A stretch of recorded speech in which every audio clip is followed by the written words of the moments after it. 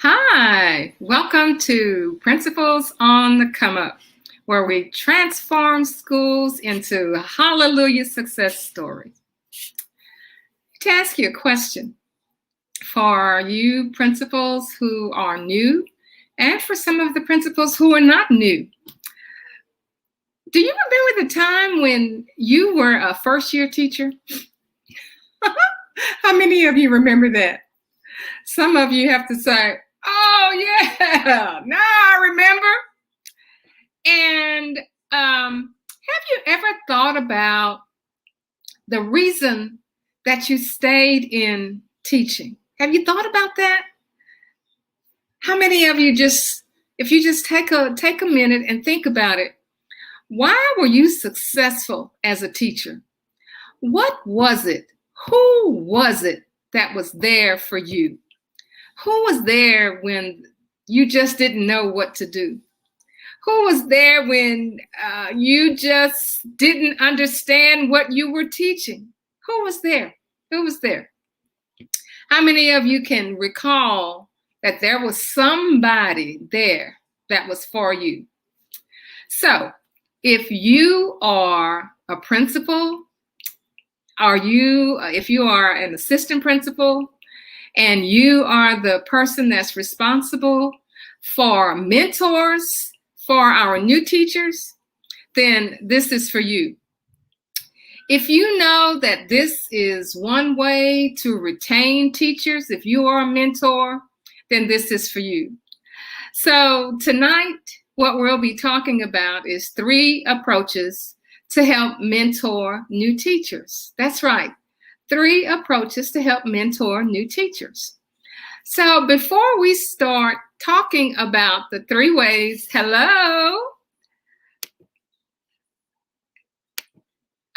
going to be talking about 3 ways, 3 approaches to help mentor new teachers.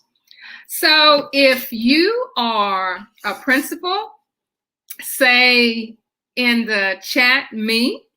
If you are an assistant principal, if you are a counselor, instructional coach, say me in the chat box, because we have some information tonight that I know as a principal, I did not do a good job of it. At least I thought I didn't do a good job. Consciously, maybe I did, but as far as having a format down to address my new teachers, my mentees, my mentors, I just missed the mark. So if you are one of the people who is responsible for mentoring new teachers or mentoring a teacher who's been there for a couple of years or 3 years, and remember, last year, everything just kind of went out the window. Who was mentoring me? Who was mentoring the veteran teacher? So we're going to try again. This time, we have interviewed our teachers. Most of us, we feel as though we are ready to go with our new teachers. And to be honest with you, some of us have our permanent substitute teachers, and we're going to have to mentor them. You know, if you are in a rural school district or if you're in an urban school district, it's tough to get teachers. And once you do get them, we want to keep them. You know, research says that between the first year and the 3rd year of teaching, we lose about 30% of our teachers. That's right. We lose about 30% of the teachers. And some of the things that I'm going to be telling you tonight will help you to be able to mentor those new teachers. Hopefully, if you have a process, then you will be able to keep those teachers 1 year, 2 year, 3 years. If you are a school that is in need of improvement, it is definitely hard to find those teachers, and it's quadruply hard to keep those teachers. So tonight we'll be talking about new approaches to help those mentor teachers. Now, I know mentor teachers was not high on my checklist of things to do. It really was not. It really was not. And if you can think back to the days when you were a new teacher, were you a part of a program, an official program sponsored by the school district to mentor teachers? I know the majority of us were not, we just kind of got somebody who was a veteran teacher and you say, oh, mentor this new teacher. And that's pretty much the way it went. You just use your conference period and they use their conference period because you were probably teaching the same content. And you just kind of helped them the best way you knew how. That's how we went. But I'm saying that there is a better way. There is a better way to mentor our new teachers.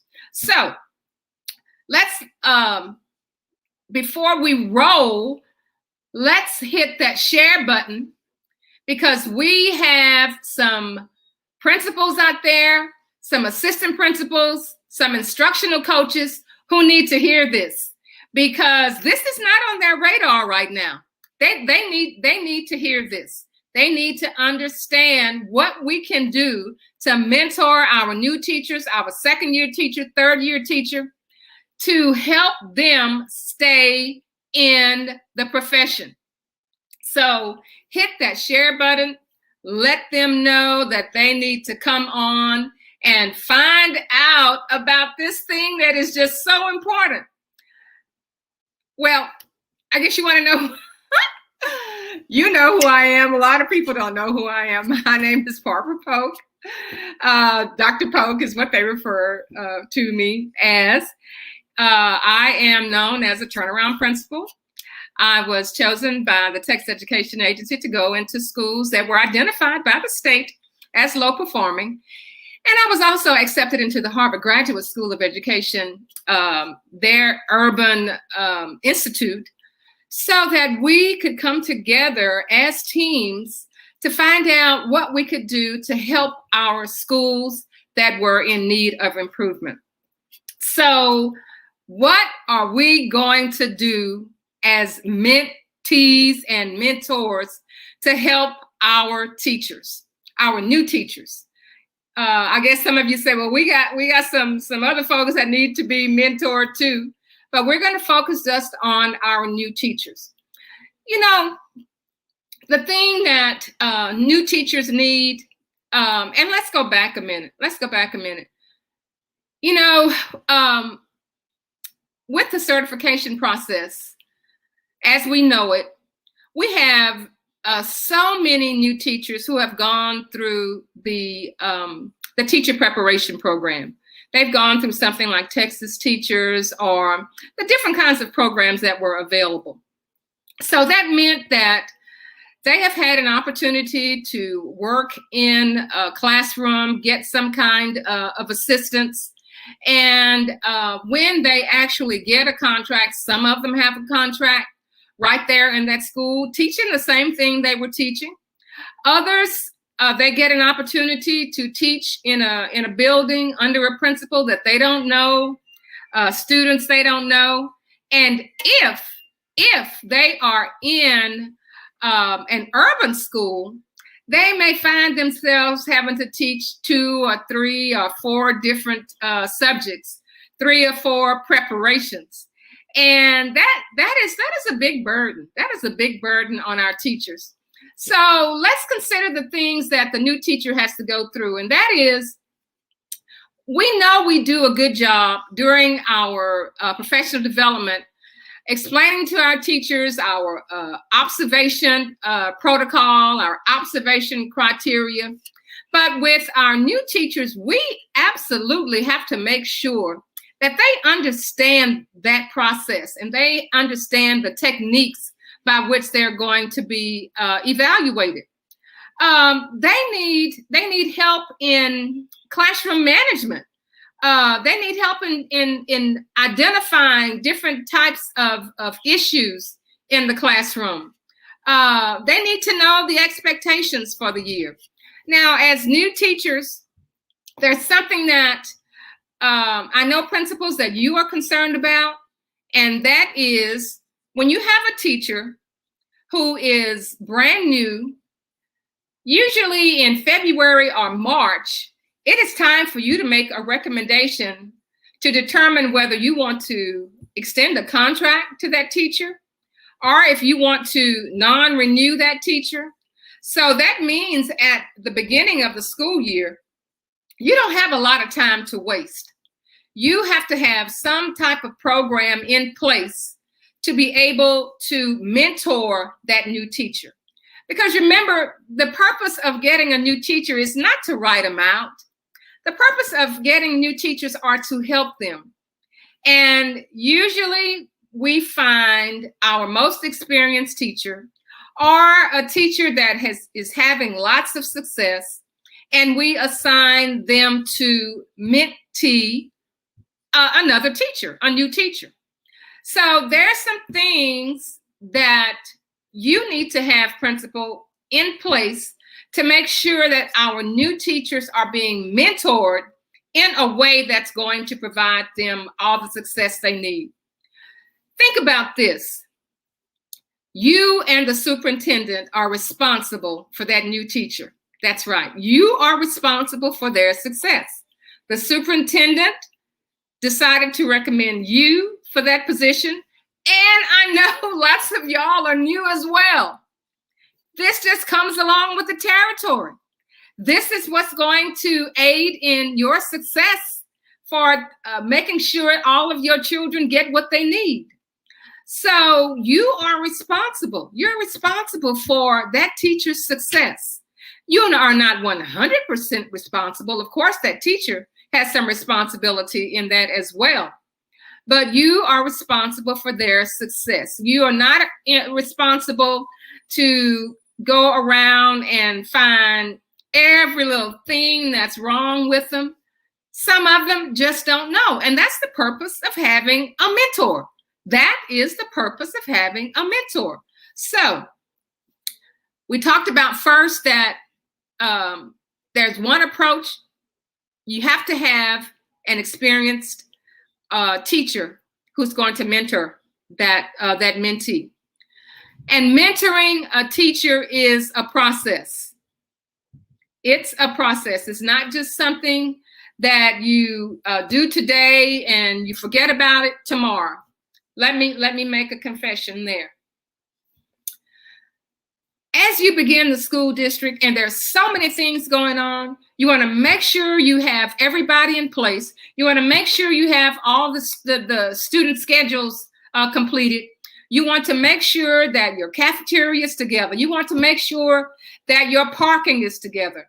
You want to make sure that you have the right person teaching the right subject. You want to make sure that everybody's credentials are in place.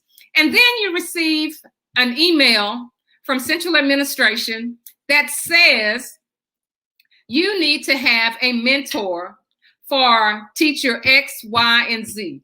You may end up sometimes with 3 new teachers and maybe 4 new teachers. And I'm also recommending to you, principals, if you have substitutes, add them to your list.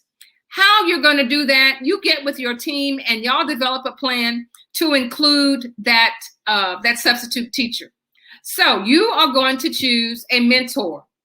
And usually you choose your mentor based upon the subject that they're teaching. You want to at least have somebody who's teaching the common content or the same grade level, okay? Then you want to be able to work as a team, you, principal, along with your mentee and your mentor. You want to understand that you are concerned about that new teacher's emotional support. You want to provide professional development for them, and you want to provide a calendar when all of this is going to take place. That's the way it's done. Principal, you are ultimately responsible for designing that plan. You develop the program. If your school district does not have that program, you develop that program. You develop that program, or you have your assistant principal, or you have your instructional coach, or whatever team members that you want to assign to develop that mentor program. I'm telling you, if you don't do that, you are going to be surprised at time for renewal when a teacher, and it's not going to come directly. It's not going to come, the teacher's not going to tell you directly. You're going to hear it through the grapevine.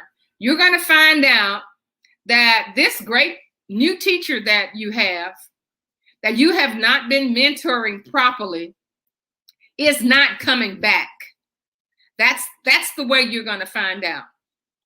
And you're going to also find out that when you don't mentor those teachers, you are going to have a gap in your instruction. That's just all of that comes together. So let's look at the benefits of the mentor and the mentee. You want to be able to have that mentee time to observe their mentor teacher. You chose that person as your mentor teacher because they are an experienced, excellent teacher. So having time set aside, and that's part of your program, having time set aside so that mentee can be in that classroom and observe instruction. Remember, we talked about observation techniques, how to handle classroom management. And when they have their mentor teacher right there in front of them, they have the lesson plan right there in front of them, and they're usually teaching the same subject, the same content, or the same grade, so that they can talk about what they actually saw in that classroom. And they're going to have a relationship with their mentor teacher, and they're going to discuss with them what their struggles are.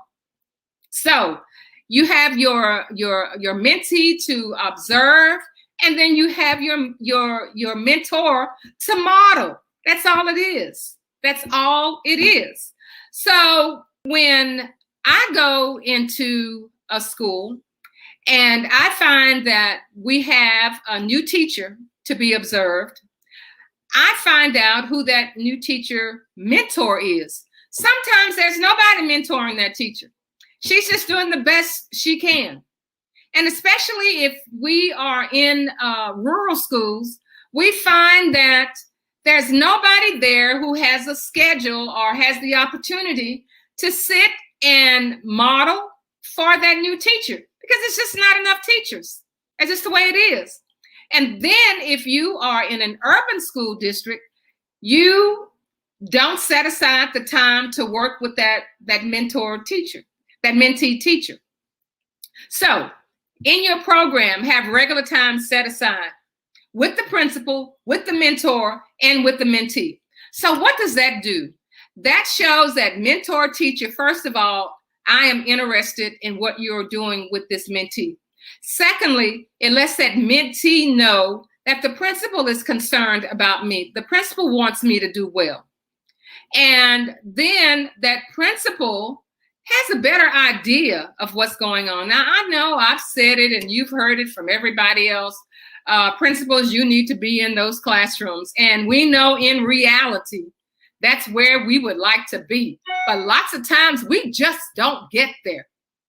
That's when we have our mentor teachers who are there to support us, who are there to work with that mentee, who are there to model for that mentee. That is what makes it successful. That is what makes a teacher want to say, you know, I had a pretty tough year this year, but I had a mentor teacher who was there to support me.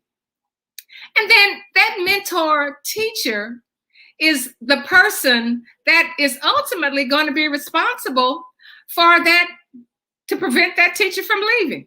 That's right. That mentor teacher. I know you say, well, what about the assistant principal? You know what the assistant principal is doing. You know, the assistant principal is handling discipline. He's in the cafeteria. He's in the gym. He's in the halls during transition. She's dealing with an irate parent. So who is there to support that teacher? It's especially that new teacher who is jittery, who's afraid of making mistakes, who has made mistakes, and there was nobody there to support them. So as I go into buildings, I understand that this is something that really just kind of falls through the cracks. Because when you principals, especially you new principals, when you were in your certification programs and you got your master's degree in educational leadership, this was not a hot topic. This was not a hot topic. There's so many things that have to be covered during the program, but the mentorship is not one that is high on the list. However, this is something that's going to make your campus successful. This is what's going to make you successful as a principal. And this is what's going to help your children to be successful, especially those schools that are in need of improvement. This is a key component. So as you prepare for this school year, and I know you're doing 100 things, principals, but as you prepare, if you do not have a mentor program within your school district, principals know, add this to your list of things to do. And this is one of the really, really important things to do. Add this to your list of things to do. And that is a mentorship program for your new teachers. And don't forget to include your permanent substitute teachers. Add this to your list. So before we close today, and this program today is one that you are going to find is going to bring you lots and lots of support for the new teachers, and bring you support too from those other teachers who are observing you and saying, yeah, she's really looking out for those new teachers. She's really looking out for those new teachers. So if you have any questions at this time about mentoring teachers, because, like I said, I don't think I did a very good job of this. I knew I had teachers that needed to be mentored. And I just asked, some of my best teachers to mentor them. I did not monitor them the way I should have. And I know that I did not have a program, and I should have. But I depended upon my team to support me. And that is why we had successful programs. But it should be provided to all of your teachers who are new, a mentor program, a mentorship program. And you will find that if you have vacancies in the future, and if you have taken good care of your new teachers, they will start doing referrals themselves, saying, this is a good place to be. This is a good place to be. And they will see if you have vacancies in certain areas, and all of a sudden, you in your school that has difficulty getting teachers in, all of a sudden, you're going to find that you're going to start getting teachers in. And it's because you are building good teachers. And someday, not in the too far away future, you will have those mentees being mentor teachers themselves. So as we close our episode for today, remember, we are principals on the come up, where we transform schools into hallelujah success stories. We'll see you next time.